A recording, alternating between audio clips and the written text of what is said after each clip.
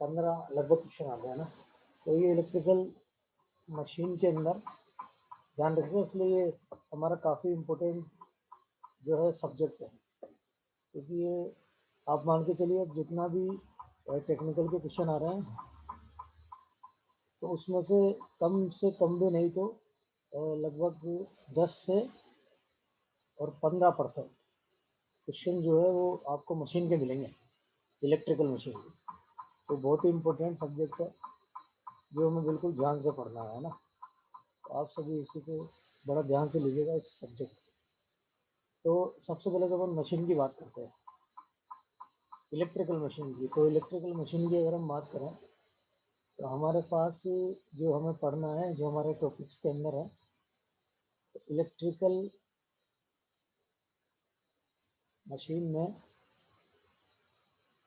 कौन कौन सी मशीन है पहले तो हम लिख लेते हैं ना। तो मेनली हमें दो तरह की मशीन पढ़नी है। पहली जो मशीन है वो हमारे पास में है स्टैटिक मशीन। स्टैटिक मशीन है ना, स्टैटिक मतलब स्थिर, या आप हिंदी के अंदर बोलोगे तो इसे बोल सकते हो स्टैटिक। स्टैटिक या फिर आप प्योर हिंदी में बोलो तो क्या बोल सकते हो, स्थिर।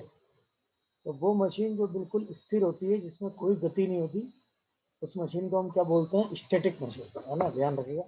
तो हमें जो पहली मशीन इसमें पढ़नी है, तो पहली मशीन जो हमें पढ़नी है वो कौन सी मशीन है, स्टैटिक मशीन, है ना, ध्यान रखिएगा, या फिर स्थिर मशीन हम बोलते हैं। एक तो हमारे पास स्टैटिक मशीन, और दूसरी जो मशीन है वो है रोटेटिंग मशीन। दूसरी जो मशीन अपने पास है वो मशीन है हमारे पास में कौन सी मशीन, रोटेटिंग मशीन। तो दो रोटेटिंग मतलब जिसमें कौन सी गति होगी, घूर्णन गति, है ना, ध्यान रखिएगा। तो हमें इलेक्ट्रिकल मशीन में बेसिकली दो तरह की मशीन पढ़ते हैं, एक तो स्टैटिक मशीन और दूसरी रोटेटिंग मशीन। अब ये जो आपके पास में आपको दो तरह की मशीन दिखी, तो स्टैटिक मशीन में देखिएगा आप, है ना, स्टैटिक मशीन में हमारे पास केवल एक ही मशीन होती है और वो होती है ट्रांसफॉर्मर। हमें स्टैटिक मशीन के अंदर जो मशीन पढ़नी है वो कौन सी मशीन है, ट्रांसफॉर्मर, है ना, ध्यान रखिएगा। तो ये भी आपको ध्यान रखना है कि ट्रांसफॉर्मर कौन सी मशीन होती है, स्टैटिक मशीन या स्थिर मशीन जिसमें कोई भाग गतिशील नहीं होता, है ना, ये बात ध्यान रखना। कोई भी मैकेनिकल पार्ट जो होगा वो मैकेनिकल पार्ट गतिशील नहीं होगा, तो उस मशीन को अपन क्या बोलेंगे, स्टैटिक मशीन। ठीक है।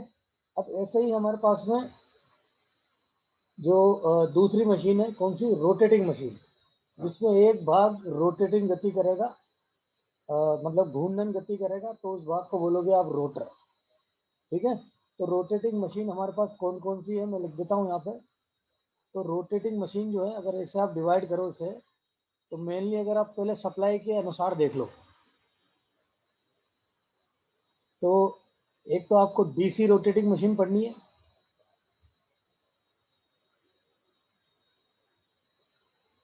है ना, डीसी रोटेटिंग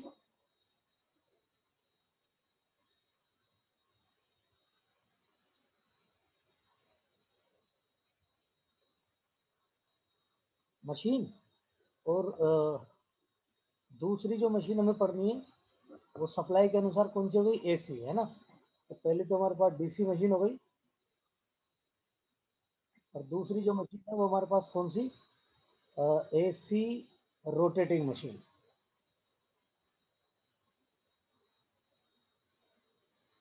ठीक है, ध्यान रखिएगा, है ना। तो जो डीसी रोटेटिंग मशीन है, वो डीसी रोटेटिंग मशीन दो प्रकार की हो गई। जो पहली रोटेटिंग मशीन है हमारे पास में, तो कोई सी भी रोटेटिंग मशीन हो वो दो प्रकार की होती है, ध्यान रखिएगा। उसका एक भाग तो बनाता है मोटर, और दूसरा भाग बनाता है जनरेटर। तो एक तो आपको इसके अंदर पढ़नी है डीसी मोटर, और दूसरा आपको इसके अंदर पढ़ना है डीसी जनरेटर। अब आपको पता है इन दोनों में रोटर जो है वो घूमेगा, मतलब कौन सी गति करेगा, घूर्णन गति। तो एक तो आपको पढ़ना है डीसी मोटर, दूसरा आपका डीसी जनरेटर, कोई सी भी डीसी मशीन हो। फिर ऐसे ही फिर पढ़ोगे आप इसमें कौन सी एसी मशीन पढ़ोगे, तो एसी मशीन जो है एसी रोटेटिंग मशीन, और ये जो स्टैटिक मशीन है भाई ये ओनली एसी है, भी ध्यान रखना है ना। ट्रांसफॉर्मर जो है केवल और केवल किस पे काम करता है, एसी पर। फिर अभी डीपली देखेंगे जब आप वहाँ देख लें। तो एसी रोटेटिंग मशीन ये आपके पास वापस से दो प्रकार की जो हमें मेनली बेसिकली पढ़नी है, ठीक है। पहली जो है वो आपके पास में है इंडक्शन मशीन। कौन सी मशीन, इंडक्शन मशीन। और दूसरी है सिंक्रोनस मशीन।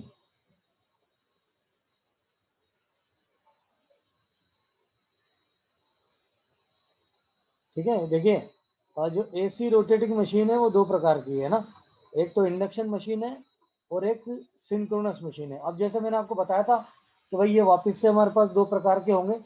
जो भी आपके पास रोटेटिंग मशीन होगी हमेशा उसके दो रूप बनेंगे, एक रूप बनाता है मोटर और एक रूप बनाता है हमारे पास कौन, जनरेटर।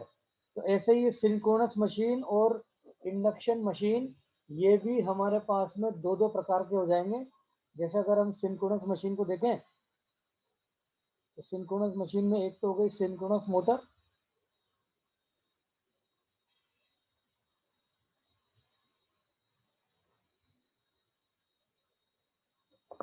सिंक्रोनस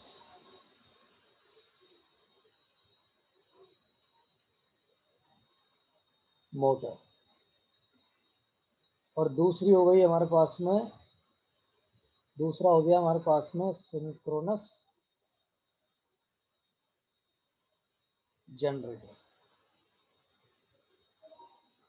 ठीक है ना, ध्यान रखिएगा। तो सिंक्रोनस मशीन भी हमारे पास दो प्रकार की हो गई, एक भाग बनाएगा मोटर, दूसरा रूप बनाएगा क्या, जनरेटर। ऐसे ही जो हमारे पास में इंडक्शन मशीन है, इंडक्शन मशीन भी हमारे पास में दो प्रकार की होती है, एक भाग बनाता है जनरेटर, तो इसे बोलेंगे अपन क्या, इंडक्शन जनरेटर।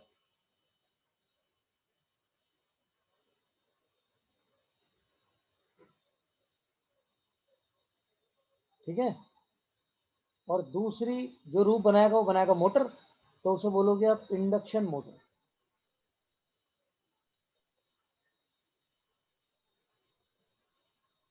दूसरी इंडक्शन मशीन का जो हमारे पास में दूसरा रूप बनेगा वो हमारे पास क्या होगा, इंडक्शन मोटर, है ना, ध्यान रखिएगा। फिर ऐसे ही अगर आप चाहो तो मेनली हम इंडक्शन मोटर दोनों प्रकार की पढ़ते हैं सप्लाई के आधार पर।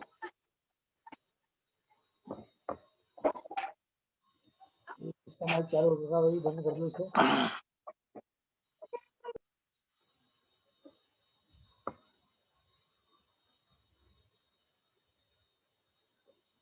चलो, तो बेसिकली जो हमारे सिलेबस के अंदर है वो भी सप्लाई के आधार पर भी इंडक्शन मशीन हमारे पास दो प्रकार की है।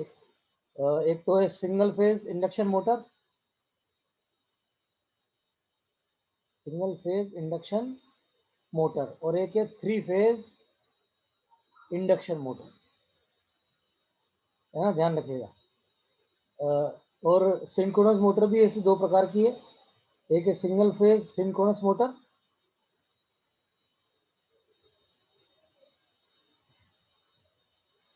और दूसरी है हमारे पास में three phase induction motor. Special sorry synchronous motor special machines में आती है।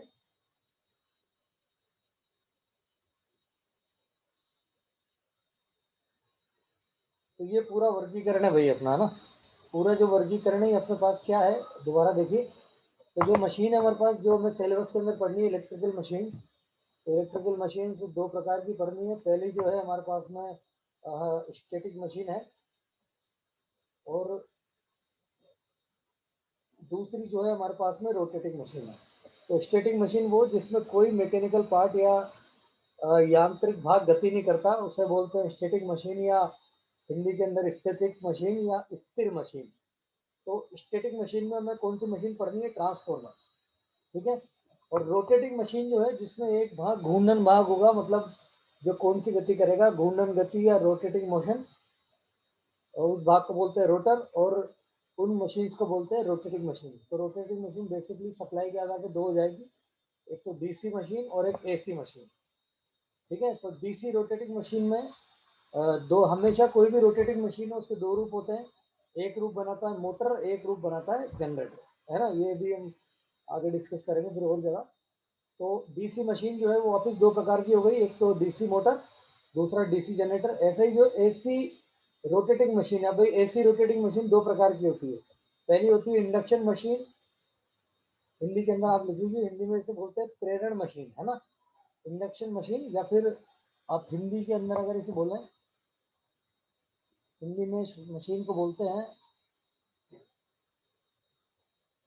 प्रेरण मशीन, है ना, ध्यान रखिएगा। और इसे इंडक्शन मशीन को तो प्रेरण मशीन, और सिंक्रोनस मशीन को हिंदी के अंदर बोलते हैं तुल्यकालिक, तुल्यकालिक मशीन, है ना, ध्यान रखिएगा। तो जो एसी रोटेटिंग मशीन है, एसी रोटेटिंग मशीन दो प्रकार की हो गई, और सेकंड जो है सिंक्रोनस मशीन। ठीक है, और वापस फिर इंडक्शन मशीन के दो रूप हो जाएंगे। कोई सी मशीन उसके दो रूप होते हैं, एक रूप बनाता है मोटर, एक जनरेटर। तो इंडक्शन मशीन दो प्रकार की, एक इंडक्शन मोटर, दूसरा इंडक्शन जनरेटर, है ना, ध्यान रखिएगा। तो इंडक्शन मोटर भी हमारे पास दो है जो हम पढ़नी है हमारे सिलेबस में।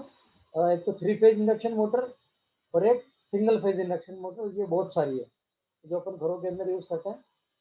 और ऐसे ही सिंक्रोनस मशीन जो है इसके भी दो रूप होंगे, एक रूप बनाएगा जनरेटर, सिंक्रोनस जनरेटर, यही है भाई। ये जो सिंक्रोनस जनरेटर है यही हमारा अल्टरनेटर होता है, ध्यान रखिएगा ना, जो हम पावर प्लांट्स में यूज करते हैं। और ये जो इंडक्शन जनरेटर है, ये इंडक्शन जनरेटर जब हम पढ़ेंगे तो देखना आप, ये भी काम आएगा, पर इसे बस जो विंड मिल्स है उसके अंदर हम इसे यूज करते हैं, पवन चक्कियों के अंदर। इसकी कुछ प्रॉपर्टीज होती है जो मेच खाती है। तो जो हमारे पावर प्लांट में लगा होता है वही ना, thermal power plant, nuclear power plant, hydro power plant, gas power plant, diesel power plant, in plants के अंदर जो जनरेटर लगा होता है जो कि हमें मैकेनिकल एनर्जी इलेक्ट्रिकल एनर्जी के अंदर चेंज करके देता है, वो जनरेटर कौन सा होता है, सिंक्रोनस जनरेटर, है ना, ध्यान रखिएगा, सिंक्रोनस जनरेटर। ठीक है, और हिंदी के अंदर क्या बोलेंगे, तुल्यकालिक, तुल्यकालिक जनित्र, है ना। ये अपने पास में ये जो मशीन के अंदर में टॉपिक पढ़ना है वो ये सारे हैं।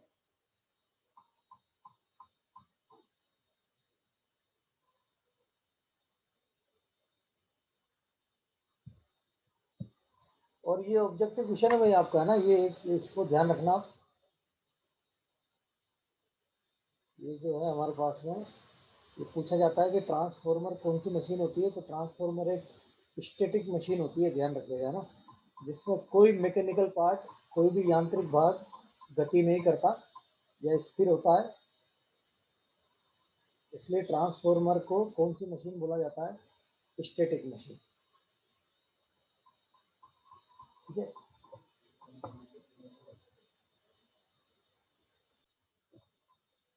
इलेक्ट्रिकल मशीन को स्टार्ट करने से पहले हमें कुछ बेसिक जानकारी हमारे दिमाग में होनी चाहिए, है ना। क्योंकि क्या होता है, कुछ ही क्वेश्चंस जो आते हैं वो इनके जो भाग होते हैं ना, जो इनके हम पार्ट्स पढ़ेंगे, जैसे ट्रांसफॉर्मर्स के पार्ट्स पढ़ेंगे, डीसी जनरेटर, डीसी मोटर्स के पार्ट्स आएंगे, हमारे पास में इंडक्शन मोटर्स के पार्ट्स आएंगे जो मैकेनिकल पार्ट्स हैं। ऐसे हमारे पास में जो सिंक्रोनस जनरेटर अल्टरनेटर उसके पार्ट्स आएंगे। तो उन पार्ट्सों पर भी क्वेश्चन आते हैं कि वो जो पार्ट्स हैं, जो भाग हैं इन मशीनों के, वो कौन से पदार्थ के बने हुए हैं, उन उन पदार्थों, किस पदार्थ के बने हुए हैं, उन भागों का महत्व क्या है, उनका उपयोग क्या है ना। तो हमें काफ़ी सारी चीज़ें किसी भी मशीन को बनाने से पहले हमें पता होनी चाहिए, है ना। तो अब एक चीज़ और ध्यान रखना है इनमें, कि जैसे आपसे पूछे कि ये आपका ट्रांसफॉर्मर, तो आपको मैंने बता ही दिया, कोई मैकेनिकल पार्ट गतिशील नहीं होता है इसका, मतलब स्थिर होता है, इसलिए इसे बोलते हैं स्टैटिक मशीन, है। अब आपसे पूछे कि भाई डीसी जो मशीन है, डीसी रोटेटिंग मशीन, ये जो है आपके पास में ये वाली, जो डीसी आपके पास में रोटेटिंग मशीन है, इसमें कौन फेमस है, डीसी मोटर के डीसी जनरेटर, तो भाई इसमें दोनों ही फेमस होते हैं। इनमें दोनों अधिकतर काम आता है। डीसी मोटर भी काम आती है, डीसी जनरेटर भी काम आता है। और डीसी मोटर जो है ये मैक्सिमम जो है छोटे उपकरणों में हमारे लगी होती है, खिलौनों के अंदर, जिसमें हम बैटरी लगाते हैं ना। बैटरी से जो स्टार्ट हो रही है, आप समझ जाइए कि उसमें कौन सी मोटर लगी हुई है, डीसी मोटर लगी हुई है, क्योंकि बैटरी हमें क्या देगी, डीसी देगी अधिकतर, है ना, ध्यान रखिएगा। तो अधिकतर खिलौने होते हैं, खिलौनों के अंदर जो मोटर आती है जो बैटरी से चलते हैं, वो अधिकतर कौन सी मशीन मोटर उसमें लगाते हैं, डीसी मोटर, है ना। तो डीसी मशीन में तो दोनों उपयोग आते हैं, दोनों फेमस होते हैं। लेकिन अगर आपसे इंडक्शन मशीन पूछे तो इंडक्शन मशीन में, अब induction machine machine induction machine का मतलब दोनों की बात कर रहा है, मोटर की भी बात कर रहा है, जनरेटर की भी बात कर रहा है। तो अगर आपसे पूछे तो भाई इंडक्शन मशीन में कौन फेमस होता है, फेमस का मतलब कि किसका उपयोग हम ज़्यादा करते हैं, तो आप ध्यान रखिएगा, हम किसका उपयोग ज़्यादा करते हैं, इंडक्शन मोटर का। इंडक्शन मोटर ज़्यादा फेमस आती है, अधिक उपयोग में ली जाती है, इसलिए ये फेमस होती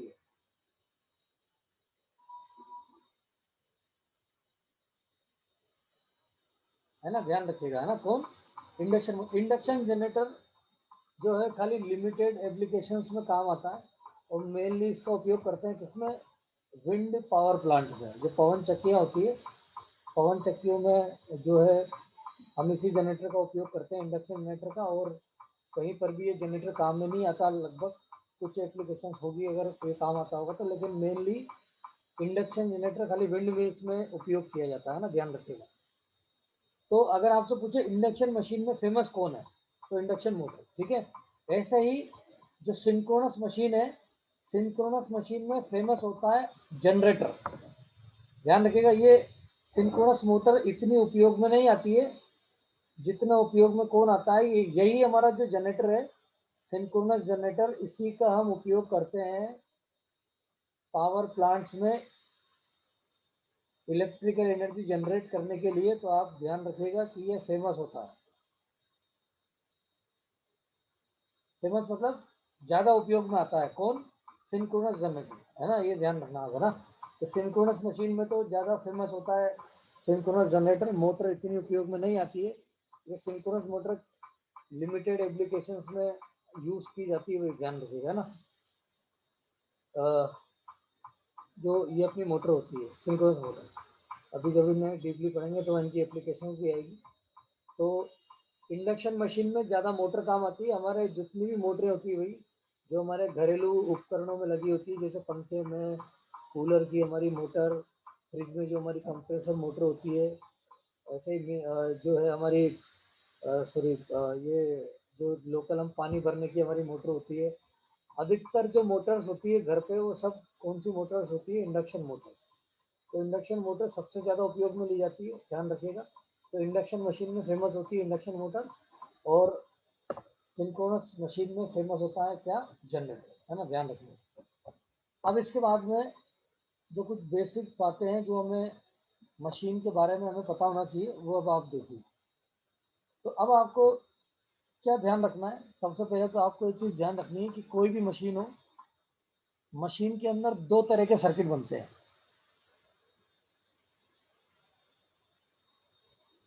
मशीन में कितने तरीके के सर्किट बनते हैं, दो तरीके के।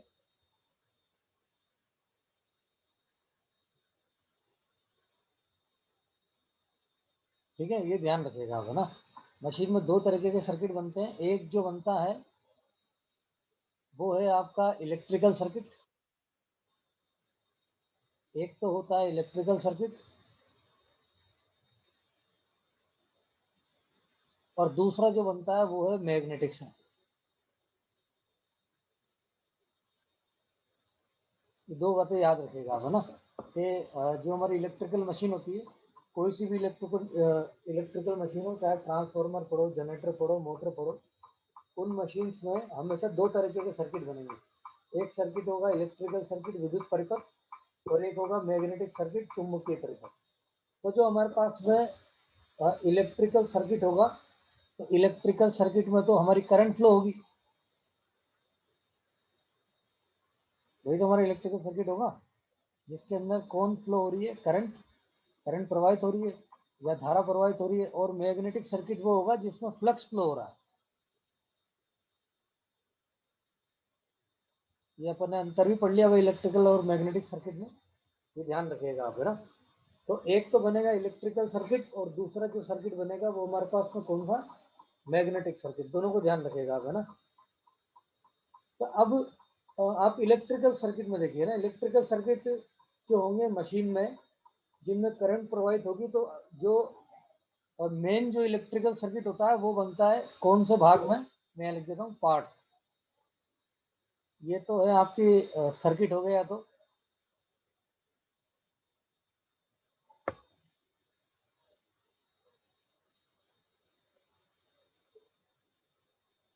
सर्किट्स हो गए, तो है ना, दो हो गए। एक हो गया इलेक्ट्रिकल सर्किट, दूसरा हो गया मैग्नेटिक सर्किट। और दूसरी जो है हमारे पास में प्रवाहित जो राशि है, फ्लो क्वांटिटी, आपसे पूछे कि कौन कौन सी राशि प्रवाहित होती है, तो इलेक्ट्रिकल सर्किट में तो करंट, और मैग्नेटिक सर्किट में फ्लक्स, है ना, ध्यान रखिएगा। अब जो है आपसे पूछे कि पार्ट्स कौन कौन से हैं, कि जो इलेक्ट्रिकल सर्किट है वो मशीन के कौन से भाग में बनता है, और जो आपका मैग्नेटिक सर्किट है वो कौन से भागों में बनेगा। तो देखिए मैं यहाँ भाग लिख देता हूँ, तो आपको ध्यान रखना है कि इलेक्ट्रिकल मशीन में जो इलेक्ट्रिकल सर्किट बनता है जिसमें करंट फ्लो होती है, वो मेनली भाग होता है वाइंडिंग। ठीक है ना, ध्यान रखिएगा। जो इलेक्ट्रिकल सर्किट होता है जिसमें करंट फ्लो होती है, वो चाहे आपका ट्रांसफॉर्मर हो, चाहे आप मोटर पढ़ो, चाहे जनरेटर पढ़ो, ठीक है ना, इन सभी मशीनों के अंदर जो करंट फ्लो होगी वो मेनली किसके अंदर से फ्लो होगी, वाइंडिंग में से, है ना। तो वाइंडिंग सभी के अंदर होगी। और एक दो भाग और होंगे जिसमें करंट फ्लो होकर निकलेगी, वो स्पेशल पार्ट होंगे, तो मशीन के साथ ही पढ़ेंगे। जैसे एक होता है, मैं भी नाम लूँ, एक होता है कम्यूटेटर, है ना, दिक परिवर्तक उसे बोलते हैं, उसमें से भी करंट फ्लो होकर निकलती है।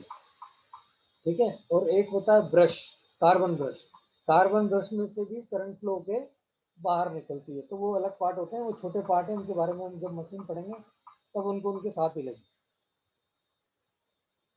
तो मेनली जो भाग है आपकी मशीन का जिसमें इलेक्ट्रिकल सर्किट बनेगा, वो कौन सा सर्किट, वो कौन सा भाग है, वाइंडिंग। ऐसे ही जो आपका मैग्नेटिक सर्किट बनेगा जहाँ पे, है ना, ये मशीन लग गया है, तो हमारा मैग्नेटिक सर्किट है, मैग्नेटिक सर्किट किन भागों में बनेगा। तो देखिए कुछ भाग तो आप सभी को याद होंगे। मेनली उस भाग में आपका मैग्नेटिक सर्किट बनेगा, ये चुंबकीय परिपथ बनेगा जिस पे आप वाइंडिंग लपेटते हो, जिस पर आप वाइंडिंग को वाउंड करोगे, उस भाग पे, उस भाग में से कौन फ्लो होगा, फ्लक्स। और उस भाग को बोलते हैं कोर, ध्यान रखिएगा, है ना। क्या बोलते हैं, कोर बोलते हैं। जिस भाग पर क्या लपेटते हैं, वाइंडिंग, है ना, इस चीज को आप ध्यान रखिएगा। उस भाग को क्या बोलते हैं, कोर बोलते हैं। और जो कोर है इसमें से कौन फ्लो होता है, फ्लक्स फ्लो होता है ना, ध्यान रखिएगा। तो ट्रांसफॉर्मर के अंदर तो कोर ही होती है। ऐसे जब आप डीसी जनरेटर पढ़ेंगे तो वाइंडिंग जो है उसके रोटर पे भी बंध रही होगी। जैसा आप जनरेटर पढ़ेंगे, है ना, तो जनरेटर में दो भाग होंगे, एक भाग जो घूमेगा उसे रोटर बोलते हैं, एक भाग जो नहीं घूमेगा, स्थिर होगा, उसे स्टेटर बोलते हैं, चाहे वो मोटर हो चाहे जनरेटर हो। एक भाग रोटर होता है जो रोटेटिंग गति करता है, और एक भाग जो गति नहीं करता उसे कौन कौन सा भाग बोलते हैं, स्टेटर। इन पर भी वाइंडिंग वाउंड की जाती है, रोटर पे भी वाइंडिंग लपेटी जाती है या वाउंड की जाती है, और स्टेटर पर भी वाइंडिंग वाउंड की जाती है ना। अभी सब जब डिटेल में पढ़ेंगे जब देखना, तो वो भी कोर होती है, भाई ध्यान रखिएगा। वैसे तो हम इसे स्टेटर रोटर दूसरे नाम से बोलेंगे। स्टेटर क्यों बोल रहे हैं, स्टेटर उसे इसलिए बोल रहे हैं क्योंकि वो गति नहीं कर रहा, ठीक है। और रोटर क्यों बोल रहे हैं, क्योंकि वो कौन सी गति कर रहा है, रोटेटिंग गति। अब देखिए ट्रांसफॉर्मर में सभी ने पढ़ तो रखा ही होगा, ये देखिए आपका ये ट्रांसफॉर्मर है, ट्रांसफॉर्मर की एक कोर होती है। अब इसमें और ये वाइंडिंग दोनों तरफ इसमें वाउंड की जाती है, और ये कोर गति नहीं करती, तो हमने इसे कोर ही बोल दिया। जिस भाग पे वाइंडिंग लपेटते हैं उस भाग को क्या बोलते हैं? कोर। ध्यान रखिएगा, है ना, इसको लिख भी लो आप कहीं पे। कोर क्या होता है? वो भाग जिस पर हम क्या लपेटते हैं? वाइंडिंग। ठीक। अब जो हमारा मोटर जनरेटर होता है उसमें क्या दिक्कत होती है भाई, कि एक भाग जो है वो तो गति करता है। अब ये सपोज करिए कि ये जो भाग है ये तो घूमेगा, और ये भाग नहीं घूम रहा, ये स्थिर है। ये तो जो है ये तो है स्टेशनरी, मतलब ये भाग नहीं घूम रहा, अंदर वाला घूम रहा है। तो दोनों में अंतर कैसे करें? और मैं आपको बताऊं, जब हमें पढ़ेंगे तो आप ध्यान रखना, रोटर जो भाग घूम रहा है इस पर भी वाइंडिंग लपेटोगे आप। तो वाइंडिंग लपेट रहे हो तो इस भाग को भी आप कोर बोलोगे, मतलब ये अंदर वाली भाग भी कोर है। और ये जो आपका स्टेटर है इसके भी कुछ भाग पे आप वाइंडिंग लपेटोगे तो ये भी कोर ही है। पर अब अंतर कैसे करें? अंतर क्या, क्योंकि एक एक कोर तो घूम रही है और एक कोर स्थिर है, देखना आप, है ना। तो फिर दोनों के हमने नाम भी अलग डाल दिए। तो जो कोर घूम रही है उसे तो बोल दिया रोटर, क्योंकि वो रोटेटिंग गति कर रही है।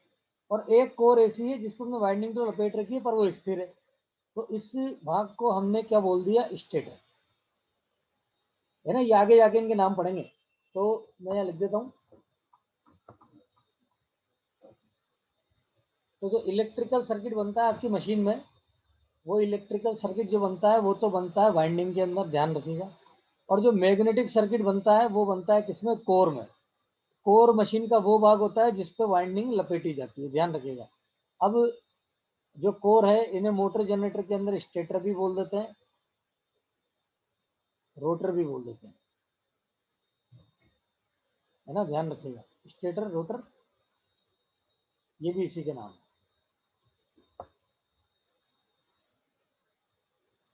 तो आपसे पूछे कि भाई आपकी मशीन के अंदर चुंबकीय परिपथ किधर बनेगा, तो भैया चुंबकीय परिपथ बनेगा कोर में।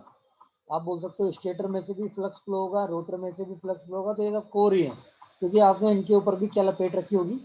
वाइंडिंग। तो आपको ये चीज़ ध्यान रखनी है कि जो है कोर हम किस भाग को बोलते हैं? जिस भाग पर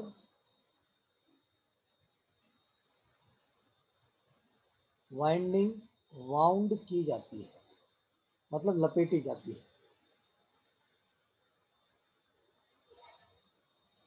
है ना, ध्यान रखिएगा। तो अब क्या करें? अब हमें पता लग गया कि भाई जो इलेक्ट्रिकल मशीन है उसमें दो तरह के सर्किट बनने वाले थे, इलेक्ट्रिकल सर्किट, मैग्नेटिक सर्किट। और इलेक्ट्रिकल सर्किट जो है वो वाइंडिंग के अंदर बनेगा, और मैग्नेटिक सर्किट जो बनेगा वो कोर के अंदर बनेगा, ठीक है ना। ये पता लग गया। अब हमें इन भागों को बनाने के लिए हम कौन से पदार्थों का उपयोग करें? इन भागों को बनाने के लिए हम कौन से पदार्थों का उपयोग करें, वो पूछेगा आपसे। मेटेरियल,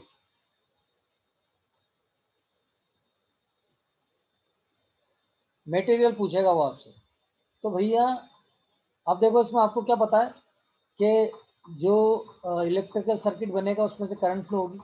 करंट फ्लो होगी किसमें से? होगी वाइंडिंग में से। तो वाइंडिंग आप ऐसे पदार्थ की बनाओगे जिसमें से करंट आसानी से फ्लो हो, मतलब जिसका प्रतिरोध कम हो। तो मतलब ये बनेगा आपके पास में लो रेजिस्टेंस मटेरियल का। हिंदी के अंदर बोलेंगे निम्न। तो करंट के बहने का विरोध कौन करता है? रेजिस्टेंस।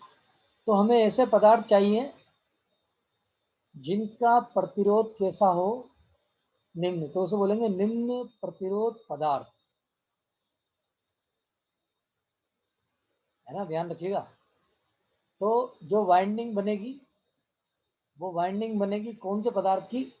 निम्न प्रतिरोध पदार्थ की, है ना, ध्यान रखिएगा। अब निम्न प्रतिरोध पदार्थ जो है, ये सभी को याद होगा कि जो निम्न प्रतिरोध पदार्थ हैं ये बेसिकली हमारे पास में जो पढ़ते हैं उसके अंदर चार तरह के हमारे पास होते हैं। पहले हमारे पास में जो सबसे कम प्रतिरोध वाला जो पदार्थ है वो Ag, और फिर उसके बाद में Au, फिर उसके बाद में कॉपर Cu, और फिर उसके बाद में एल्यूमिनियम। Ag मतलब चांदी, सिल्वर। Au मतलब सोना, कॉपर, है ना, तांबा, और एल्यूमिनियम। ये चार आपको याद है। जिसमें से ये चांदी और सोना तो फिर बहुत कम यूज किया जाता है क्योंकि बहुत महंगी धातु होती है। भाई जो निम्न प्रतिरोध पदार्थ है वो सब मेटल्स ही होती है, ये आपको ध्यान रखना है। धातु ही होती है। और कौन कौन सी हो गई, एजी मतलब चांदी, सिल्वर, एयू मतलब सोना, है ना, गोल्ड, और कॉपर और एल्यूमिनियम। तो मेनली जो है हम वाइंडिंग बनाने में जो है कौन से पदार्थों का उपयोग करते हैं, कॉपर और किसका, एल्यूमिनियम का, क्योंकि ये सस्ते आते हैं। ये तो बहुत महंगी धातु है, सोना चांदी तो हम यूज कर ही नहीं सकते। ठीक है ना, ध्यान रखिएगा। तो हम जो है लो रेजिस्टिव मटेरियल या निम्न प्रतिरोध पदार्थ के अंदर जो वाइंडिंग बनाने के लिए मेनली कौन से पदार्थ का उपयोग करते हैं, मुख्यतः तो कॉपर का होता है भाई। फिर लेकिन अगर ज़्यादा मात्रा में अगर हमें लगाना हो, बहुत अधिक मात्रा में अगर कॉपर चालक पदार्थ की हमें जरूरत पड़ती है, तो फिर हम कॉपर यूज ना करके कौन सा पदार्थ काम में लेते हैं, एल्यूमिनियम। तो हमारे जितने भी ट्रांसमिशन लाइन्स होती है ना भाई, ये ट्रांसमिशन लाइन, डिस्ट्रीब्यूशन लाइन्स आपने देखी होगी जो हमारे पावर सिस्टम में होती है, वहाँ तो इतने सारे तार हम किसके, कॉपर का तो यूज कर ही नहीं सकते, क्योंकि कॉपर कम मात्रा में पाया जाता है जमीन में। एल्यूमिनियम बहुत अधिक मात्रा में पाया जाता है और सस्ता भी होता है। और एक दो प्रॉपर्टी और होती है एल्यूमिनियम की। तो उस खूबी के कारण हम इन ट्रांसमिशन डिस्ट्रीब्यूशन लाइन्स में कॉपर का उपयोग न करके किसका उपयोग करते हैं, एल्यूमिनियम का। पर वाइंडिंग में तो मुख्यतः कौन सा वाला पदार्थ काम आता है, कॉपर, ध्यान रखिएगा ना।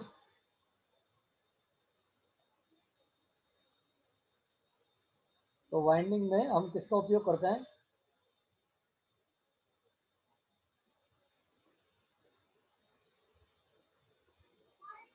कॉपर का उपयोग करते हैं। और आप ये भी लिख भी लिए, है ना, ध्यान रखिएगा।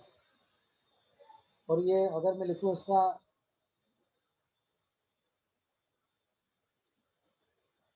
रजिस्टिविटी का, इसे दोबारा ज्वाइन कर लेना भाई, ये कटने वाला है ना। रजिस्टिविटी है ना, मतलब प्रतिरोधकता का बढ़ता क्रम लिखूँ मैं। तो बढ़ता क्रम मतलब सबसे कम प्रतिरोधकता होती है चांदी की, ध्यान रखिएगा, ये पूछा आता है, बहुत बार पूछ जाते हैं। उससे ज़्यादा प्रतिरोधकता होती है सोने की, उससे ज़्यादा प्रतिरोधकता होती है कॉपर की, और सबसे ज़्यादा प्रतिरोधकता या रेजिस्टेंस होता है किसका, एल्यूमिनियम। ये इसलिए लिख रहा हूँ क्योंकि अधिकतर पूछ लिया जाता है। ये है चालकता का बढ़ता है, सॉरी, प्रतिरोधकता का बढ़ता क्रम, और चालकता का बढ़ता क्रम उल्टा हो जाएगा, चालकता इसकी उल्टी होती है। तो इसको दोबारा ज्वाइन कर लो।